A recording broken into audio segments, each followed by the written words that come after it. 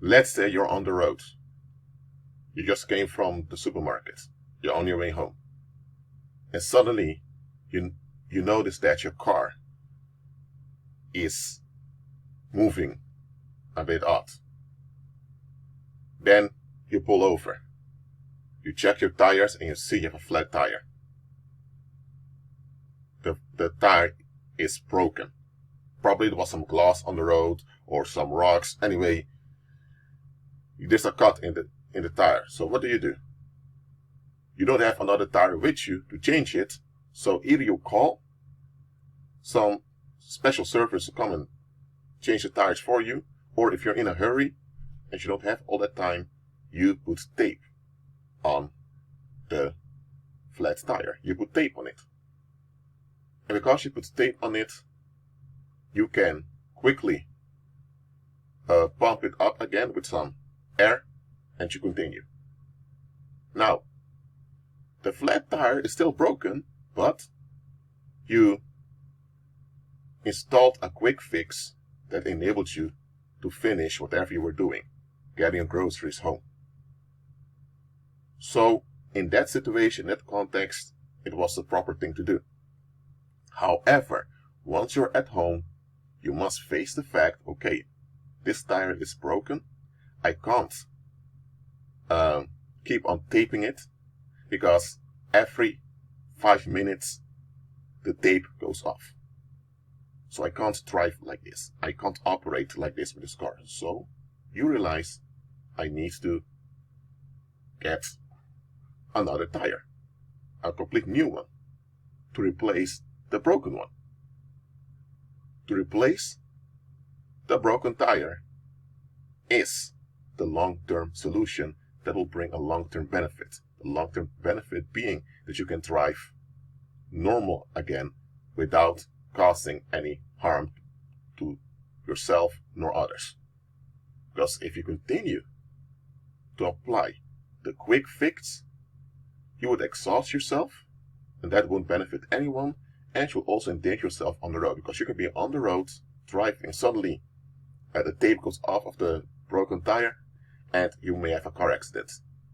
Whether you're wounded in it or you wound others, nobody wants that. So the quick fix of putting tape on the tire was appropriate in that incident, in that specific circumstance, only for a temporary push towards a long-term solution. Let's say, for example, someone is stabbed, literally attacked, and they're stabbed. You may put some towel or some other piece of textile towards the wound to stop the bleeding. But what needs to happen is the individual needs to go to the hospital so they can take care of the wound. Because if you only hold the towel, eventually the individual will bleed to death. So putting the towel or whatever it is to the wound to stop the blood from spilling all over, that's helpful. That keeps the individual alive, but that will not last forever. So that quick fix of stopping the bleeding with a piece of cloth is a quick fix that's appropriate for that specific circumstance. It's not something to apply all the time, and it's not something to invest in. So, as you know now, quick fixes are natural, and in the appropriate circumstances, they apply. But quick fixes are not the default answer to when things go wrong or when things need our attention.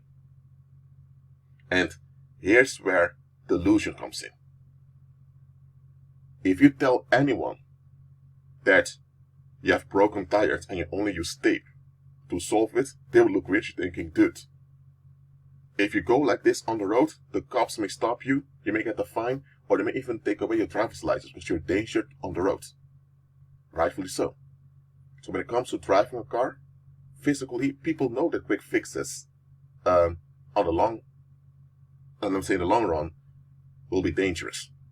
But when it comes to daily life in general, worldlings crave and cling onto quick fixes. For example, let's say you are, let's say someone is stressed out, and they don't want to deal with the tension of being stressed out because it's not healthy for their body, and they know that if the stress continues, that it will harm them. They don't want this, so they decide to go to the gym and to put on some gloves, some boxing gloves, and to beat some box ball several times. And all the adrenaline rush of the stress is out. And they're completely at ease again. Now, that's a quick fix. There are others doing it in a more inappropriate way, and they look for a fight and they beat someone up. For the body, it's the same effect. The adrenaline is released. But whether they do it in an appropriate way, in in a gym, without harming anyone else, or do it in an inappropriate way by directly physically abusing someone, that's a similar effect on the body. But here's the thing: the stress that they experienced was a symptom. So what they should do is, after you release the adrenaline rush, you need to figure out, how come I'm so stressed out? Oh wait, I have a job that is a toll on me. You know what? I need to get rid of this job. I need to look for another job or another way to have income without it costing me my health. Well, what if someone does not want to look at the bigger picture? They don't want to actually face themselves. They just want relief. If they do it in an appropriate way and without the intention to harm others, they'll end up addicted. That's how people turn into alcoholics. That's how people turn into drug addicts. That's how people turn into sex addicts, porn addicts. They don't go out thinking they're going to cause harm to themselves and others. They just want a quick fix. And the quick fix works. So then they want it again and again and again. So, let's say someone has a job that's quite stressful, but they go to the gym almost every day to unload their stress. The body gets used to this unloading. So eventually, the individual cannot even handle the least challenges in daily life. Why? Because the body can handle a certain amount of stress in the appropriate circumstance. For example, let's say you're on the road and suddenly a child crosses the street. You feel this adrenaline rush which causes stress, and you stop the car. Or you are in the jungle and suddenly an alligator appears out of nowhere. Then you have stress, but there's a push to get you out of the bad circumstance. So the body can handle stress in a limited amount, because stress is only meant to appear in very dangerous circumstances where you need to take action immediately.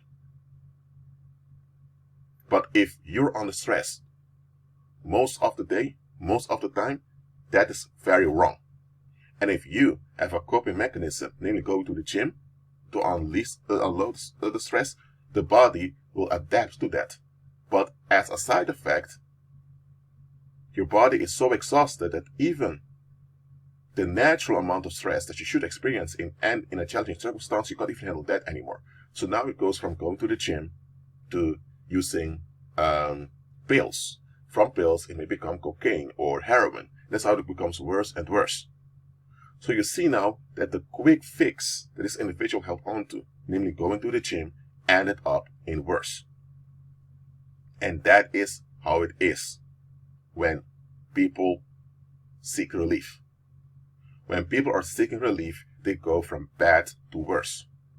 That's how people end up becoming narcissists and reprobates.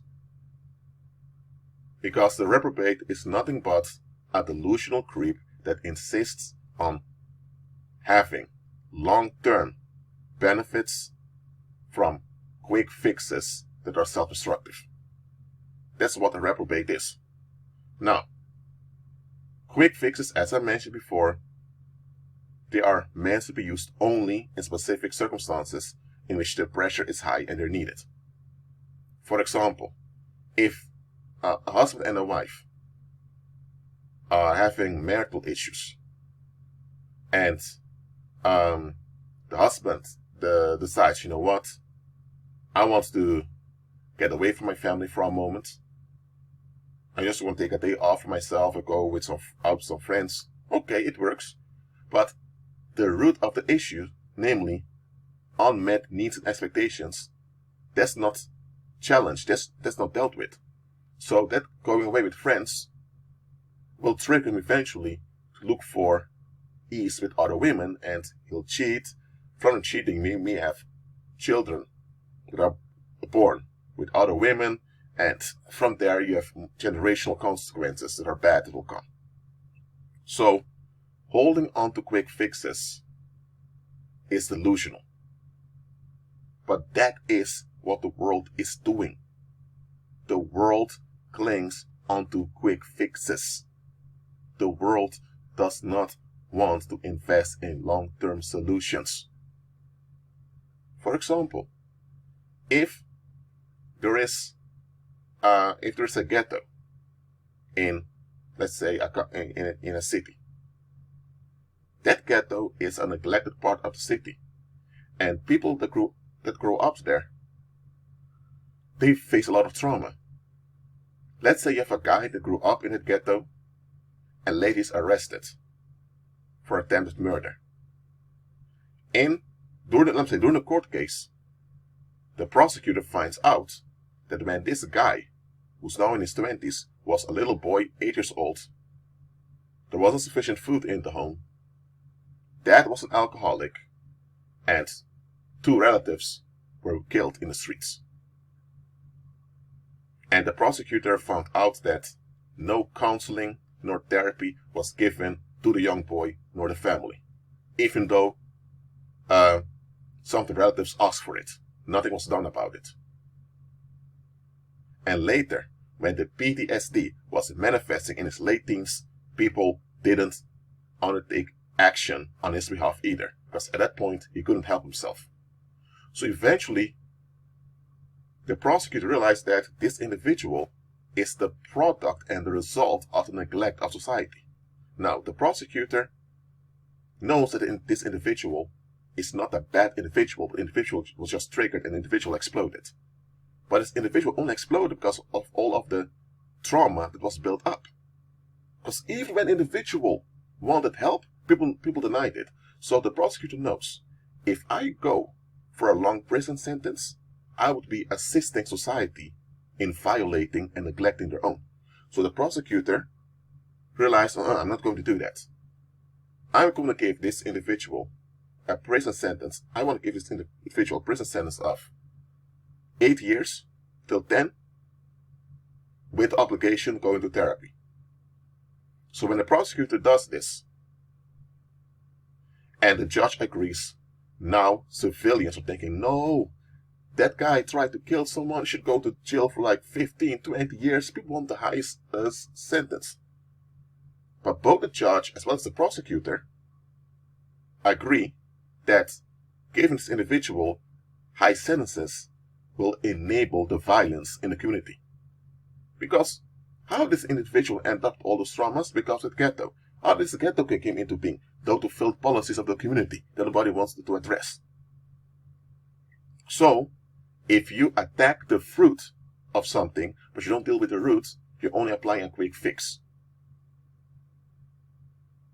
And here's the thing, if they begin to give high prison sentences to people from that ghetto, it will give relief to society. But other folks who see this happen will realize that when you are in a bad shape and you need help, people won't help you, people will just drop you. So other people will be frightened and they'll begin to distrust one another, and this will lead to more violence.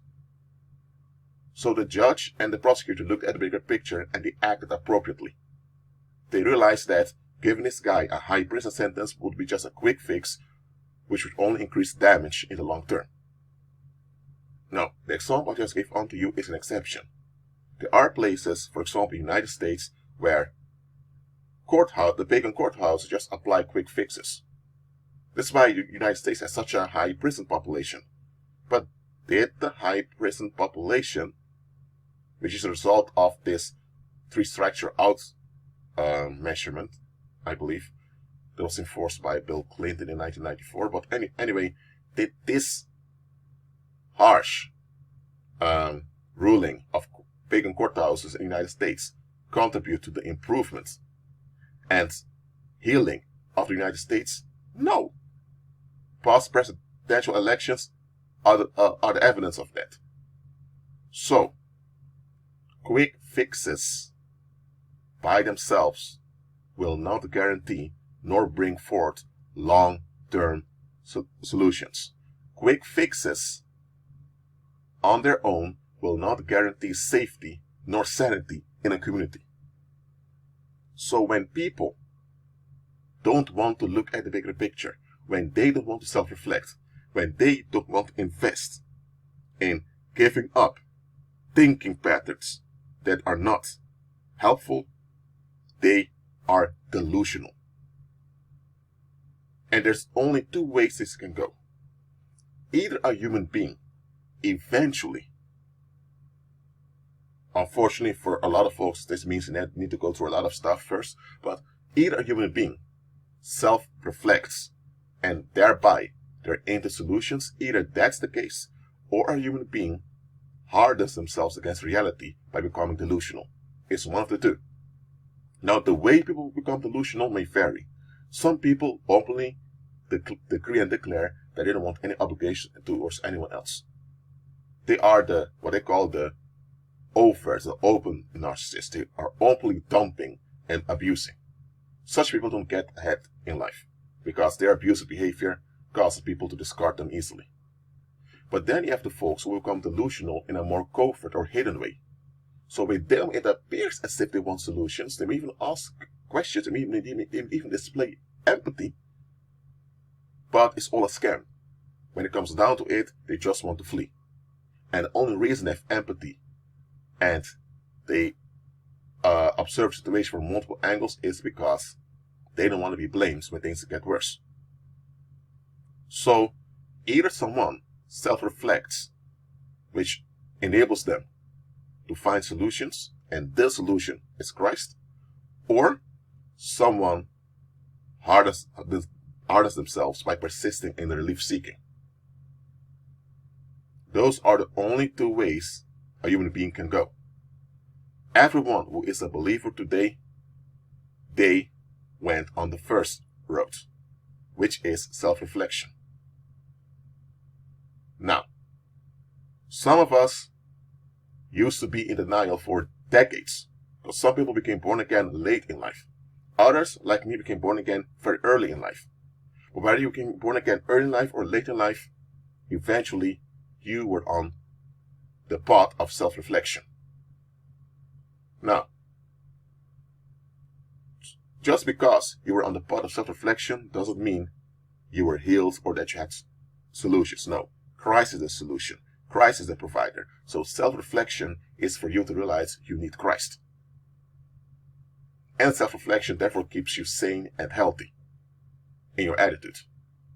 But the moment someone persists in self-reliance, they become dangerous.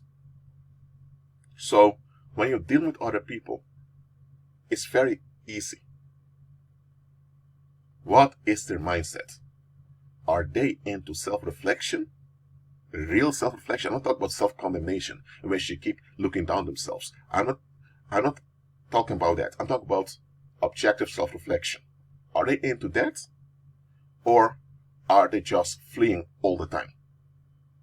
If someone persists over and over again to keep on fleeing, then they are delusional and they are dangerous. Straight up. The reason why so many folks out there end up in narcissistic entanglements, whether it's an abusive marriage, or it's a job where they are exploited, or some other dangerous circumstance, the reason why so many people end up in very bad situations is because they don't check the context of the people they encounter. Check the context of the people you encounter. Look if there is a pattern of delusion. If you notice a pattern of delusion, that's all you need to know. You need to be on guard with this individual. If there is no pattern of delusion, but there's incidents here and there, then you know the individual is either persecuted or the individual is afflicted by post-trauma or by victimization that goes on, or in other words, persecution. So if you notice that there are incidents here and there, they know, okay, this individual may be going through some bad times, or they may have unprocessed trauma, but this individual is not dangerous. They just need guidance.